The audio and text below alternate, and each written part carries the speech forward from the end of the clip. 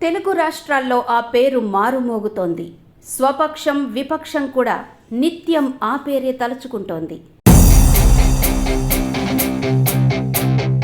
ఒకప్పుడు ఎందుకు పనికిరాడు అన్న ప్రతిపక్షం నేడు ముక్కున వేలేసుకుంటోంది.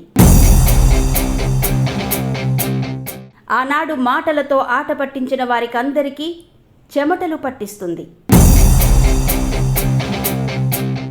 కాకినాడ మహానాడు వేదికగా ఎగతాళికి గురైన మొక్కవోని దీక్షతో కడప మహానాడులో ఉవ్వెత్తున ఎగసిన కెరటమది. ఆయనే తెలుగుదేశం పార్టీ జాతీయ ప్రధాన కార్యదర్శి, ఆంధ్రప్రదేశ్ మానవ వనరుల శాఖ మాత్యులు నారా లోకేష్.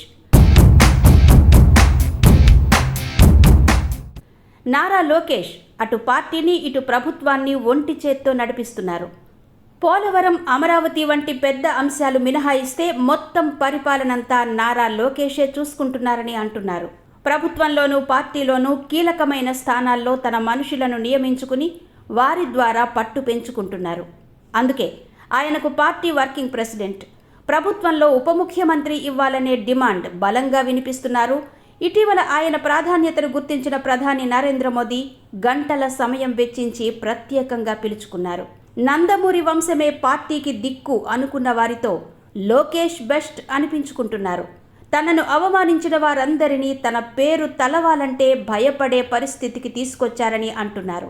ముఖ్యమంత్రి చంద్రబాబు తర్వాత టీడీపీ ఉండదని అన్నవారందరికీ తిరిగి లోకేష్ వైపు చూసేలా చేసుకున్నారు. ఏది ఏమైనా తెలుగు రాష్ట్రాల్లో లోకేష్ పడి లేచిన కెరటం.